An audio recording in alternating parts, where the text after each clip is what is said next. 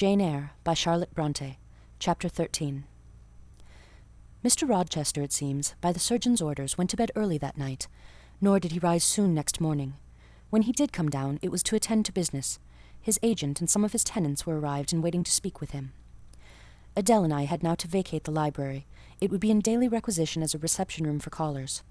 A fire was lit in an apartment upstairs, and there I carried our books and arranged it for the future schoolroom. I discerned in the course of the morning that Thornfield Hall was a changed place.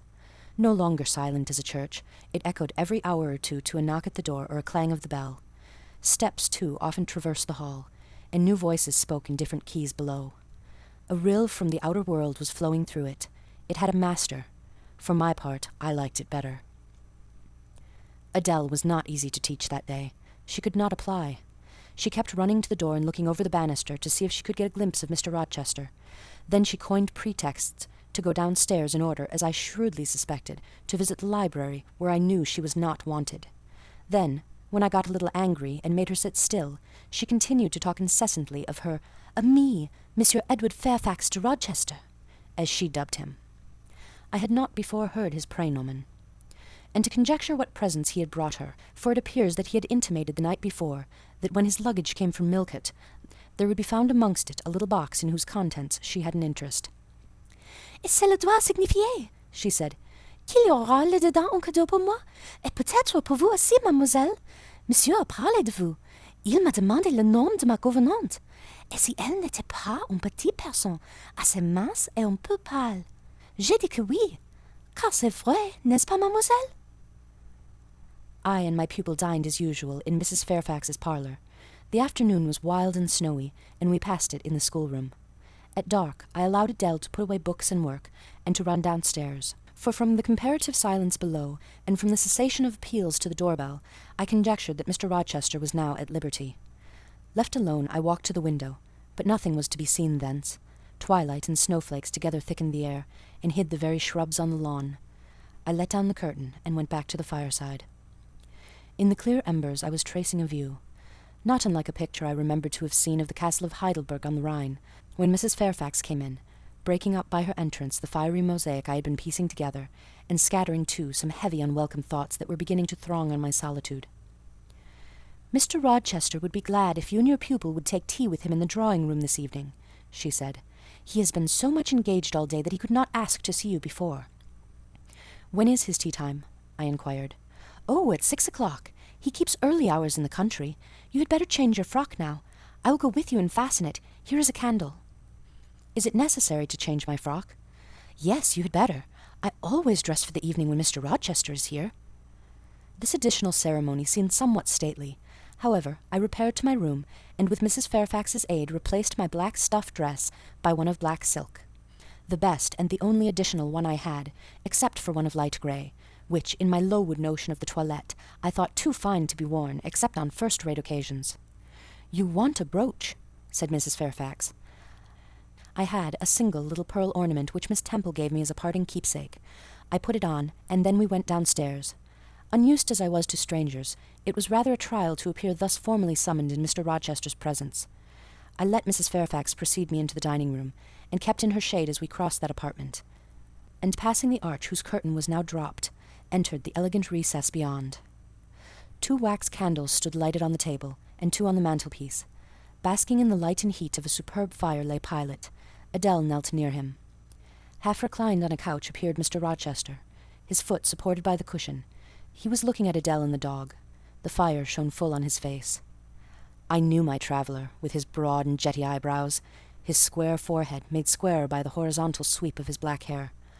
I recognized his decisive nose, more remarkable for character than beauty, his full nostrils denoting, I thought, choler, his grim mouth, chin, and jaw. Yes, all 3 were very grim, and no mistake. His shape, now divested of cloak, I perceived harmonized in squareness with his physiognomy. I suppose it was a good figure in the athletic sense of the term, broad-chested and thin-flanked, though neither tall nor graceful. Mr. Rochester must have been aware of the entrance of Mrs. Fairfax and myself, but it appeared he was not in the mood to notice us, for he never lifted his head as we approached. "Here is Miss Eyre, sir," said Mrs. Fairfax in her quiet way. He bowed, still not taking his eyes from the group of the dog and child. "Let Miss Eyre be seated," he said, and there was something in the forced, stiff bow, in the impatient yet formal tone, which seemed further to express, "What the deuce is it to me whether Miss Eyre be there or not? At this moment I am not disposed to accost her." I sat down quite disembarrassed. A reception of finished politeness would probably have confused me. I could not have returned or repaid it by answering grace and elegance on my part, but harsh caprice laid me under no obligation. On the contrary, a decent quiescence under the freak of manner gave me the advantage. Besides, the eccentricity of the proceeding was piquant. I felt interested to see how he would go on. He went on as a statue would. That is, he neither spoke nor moved. Mrs. Fairfax seemed to think it necessary that someone should be amiable, and she began to talk. Kindly as usual, and as usual rather trite. She condoled with him on the pressure of business he had had all day, on the annoyance it must have been to him with that painful sprain. Then she commended his patience and perseverance in going through with it. "Madam, I should like some tea," was the sole rejoinder she got. She hastened to ring the bell, and when the tray came she proceeded to arrange the cups, spoons, etc., with assiduous celerity. I and Adèle went to the table, but the master did not leave his couch. "Will you hand Mr. Rochester's cup?" said Mrs. Fairfax to me. "Adèle might perhaps spill it." I did as requested.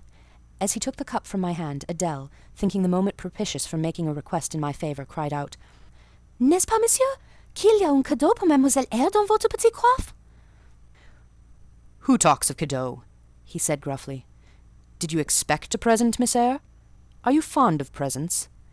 And he searched my face with eyes that I saw were dark, irate, and piercing. "I hardly know, sir. I have little experience of them. They are generally thought pleasant things." "Generally thought? But what do you think?" "I should be obliged to take time, sir, before I could give you an answer worthy of your acceptance. A present has many faces to it, has it not? And one should consider all before pronouncing an opinion as to its nature." "Miss Eyre, you are not so unsophisticated as Adèle. She demands a cadeau clamorously the moment she sees me. You beat about the bush." "Because I have less confidence in my deserts than Adèle has. She can prefer the claim of old acquaintance, and the right too of custom, for she says you have always been in the habit of giving her playthings. But if I had to make out a case, I should be puzzled, since I am a stranger, and have done nothing to entitle me to an acknowledgment." "Oh, don't fall back on over-modesty. I have examined Adèle, and find you have taken great pains with her. She is not bright. She has no talents. Yet in a short time she has made much improvement."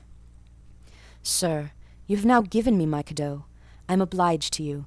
It is the meed teachers most covet, praise of their pupils' progress." "Humph," said Mr. Rochester, and he took his tea in silence. "Come to the fire," said the master, when the tray was taken away, and Mrs. Fairfax had settled into a corner with her knitting, while Adèle was leading me by the hand round the room, showing me the beautiful books and ornaments on the consoles and chiffonières. We obeyed, as in duty bound. Adèle wanted to take a seat on my knee, but she was ordered to amuse herself with Pilot. "You have been resident in my house 3 months?" "Yes, sir." "And you came from?" "From Lowood School in Blankshire." "Ah, a charitable concern. How long were you there?" 8 years. 8 years? You must be tenacious of life. I thought half the time in such a place would have done up any constitution. No wonder you have rather the look of another world. I marvelled where you had got that sort of face. When you came on me in Hay Lane last night, I thought unaccountably of fairy tales, and had half a mind to demand whether you had bewitched my horse. I am not sure yet. Who are your parents?" "I have none." "Nor ever had, I suppose. Do you remember them?" "No." "I thought not. And so you were waiting for your people when you sat on that stile." "For whom, sir?" "For the men in green. It was a proper moonlight evening for them. Did I break through one of your rings that you spread that damned ice on the causeway?" I shook my head. "The men in green all forsook England 100 years ago," I said, speaking as seriously as he had done, "and not even in Hay Lane or the fields about it could you find a trace of them. I don't think either summer or harvest or winter moon will ever shine on their revels more." Mrs. Fairfax had dropped her knitting, and with raised eyebrows seemed wondering what sort of talk this was. "Well," resumed Mr. Rochester, "if you disown parents, you must have some sort of kinsfolk. Uncles and aunts?" "No, none that I ever saw." "And your home?" "I have none." "Where do your brothers and sisters live?" I have no brothers or sisters. Who recommended you to come here? I advertised, and Mrs. Fairfax answered my advertisement. Yes, said the good lady, who now knew what ground we were upon, and I am daily thankful for the choice Providence led me to make.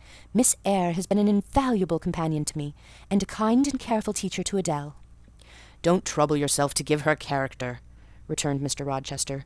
Eulogiums will not bias me. I shall judge for myself. She began by felling my horse. Sir? Said Mrs. Fairfax. I have to thank her for this sprain. The widow looked bewildered. Miss Eyre, have you ever lived in a town? No, sir. Have you seen much society?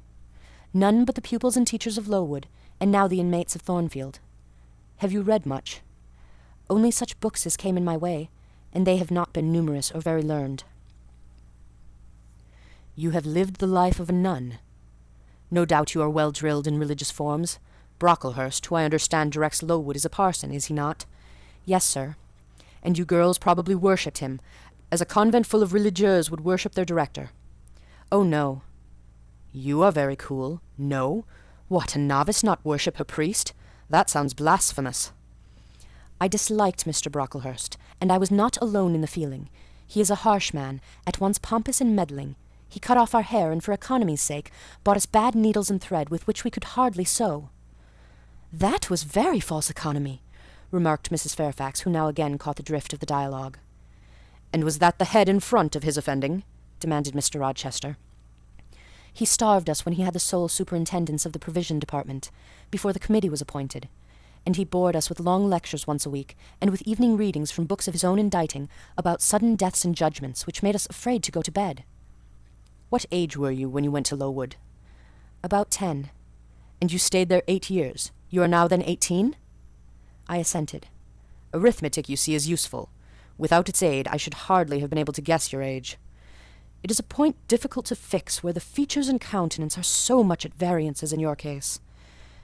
And now, what did you learn at Lowood? Can you play? A little. Of course. That is the established answer. Go into the library.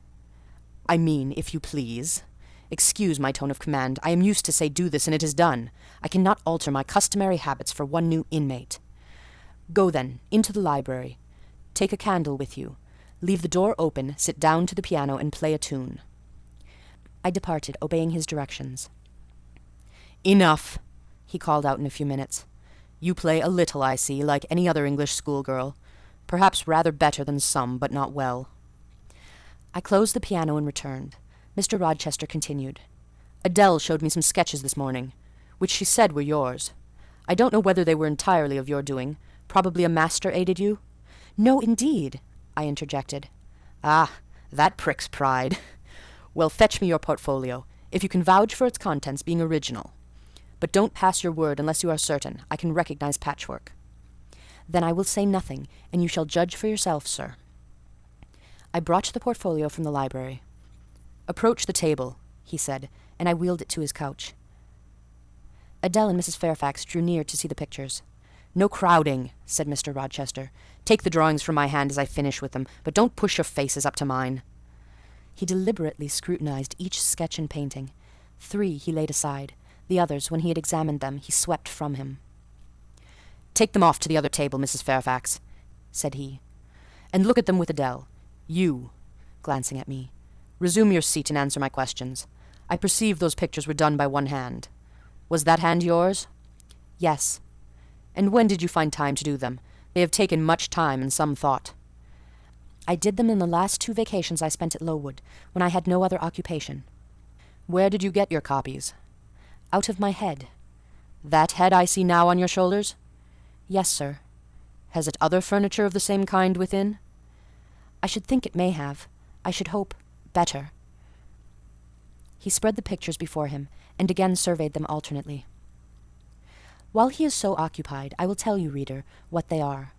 And first, I must premise that they are nothing wonderful. The subjects had indeed risen vividly on my mind, as I saw them with the spiritual eye. Before I attempted to embody them, they were striking. But my hand would not second my fancy, and in each case it had wrought out but a pale portrait of the thing I had conceived. These pictures were in watercolours, The first represented clouds, low and vivid, rolling over a swollen sea. All the distance was in eclipse, so too was the foreground, or rather, the nearest billows, for there was no land. One gleam of light lifted into relief a half-submerged mast, on which sat a cormorant, dark and large, with wings flecked with foam. Its beak held a gold bracelet set with gems, that I had touched with as brilliant tints as my palette could yield, and as glittering distinctness as my pencil could impart. Sinking below the bird and mast, a drowned corpse glanced through the green water. A fair arm was the only limb clearly visible, whence the bracelet had been washed or torn. The second picture contained for foreground only the dim peak of a hill, with grass and some leaves slanting as if by a breeze. Beyond and above spread an expanse of sky, dark blue as at twilight. Rising into the sky was a woman's shape to the bust, portrayed in tints as dusk and soft as I could combine. The dim forehead was crowned with a star. The lineaments below were seen as through the suffusion of vapour. The eyes shone dark and wild, the hair streamed shadowy, like a beamless cloud torn by storm or by electric travail. On the neck lay a pale reflection like moonlight. The same faint lustre touched the train of thin clouds from which rose and bowed this vision of the evening star. The third showed the pinnacle of an iceberg piercing a polar winter sky. A muster of northern lights reared their dim lances close serried along the horizon. Throwing these into distance rose in the foreground a head, a colossal head inclined toward the iceberg, and resting against it. Two thin hands joined under the forehead, and supporting it, drew up before the lower features a sable veil. A brow quite bloodless, white as bone, and an eye hollow and fixed, blank of meaning but for the glassiness of despair, alone were visible. Above the temples, amidst wreathed turban folds of black drapery, vague in its character and consistency as cloud, gleamed a ring of white flame, gemmed with sparkles of a more lurid tinge.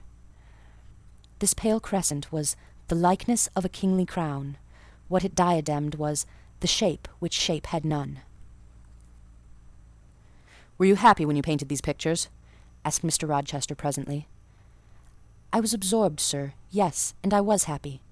To paint them, in short, was to enjoy one of the keenest pleasures I have ever known." "That is not saying much. Your pleasures, by your own account, have been few. But I dare say you did exist in a kind of artist's dreamland while you blent and arranged these strange tints. Did you sit at them long each day?" "I had nothing else to do, because it was the vacation, and I sat at them from morning till noon, and from noon till night. The length of the midsummer days favoured my inclination to apply." "And you felt self-satisfied with the result of your ardent labours?" "Far from it. I was tormented by the contrast between my idea and my handiwork. In each case, I had imagined something which I was quite powerless to realize." "Not quite. You have secured the shadow of your thought, but no more, probably. You had not enough of the artist's skill and science to give it full being. Yet the drawings are, for a schoolgirl, peculiar. As to the thoughts, they are elfish. These eyes in the evening star you must have seen in a dream. How could you make them look so clear, and yet not at all brilliant? For the planet above quells their rays. And what meaning is that in their solemn depth? And who taught you to paint wind? There is a high gale in that sky, and on this hilltop. Where did you see Latmos? For that is Latmos. There, put the drawings away." I had scarce tied the strings of the portfolio, when looking at his watch, he said abruptly, "It is 9 o'clock. What are you about, Miss Eyre, to let Adèle sit up so long?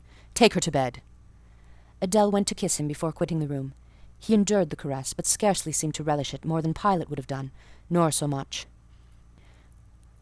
"I wish you all good night now," said he, making a movement of the hand toward the door, in token that he was tired of our company, and wished to dismiss us. Mrs. Fairfax folded up her knitting. I took my portfolio. We curtsied to him, received a frigid bow in return, and so withdrew. "You said Mr. Rochester was not strikingly peculiar, Mrs. Fairfax," I observed when I rejoined her in her room after putting Adèle to bed. "Well, is he?" "I think so. He is very changeful and abrupt." "True. No doubt he may appear so to a stranger. But I am so accustomed to his manner, I never think of it. And then, if he has peculiarities of temper, allowance should be made." "Why?" "Partly because it is his nature, and we can none of us help our nature.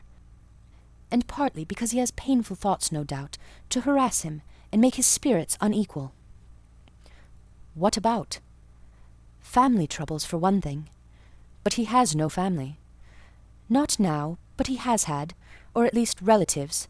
He lost his elder brother a few years since. His elder brother?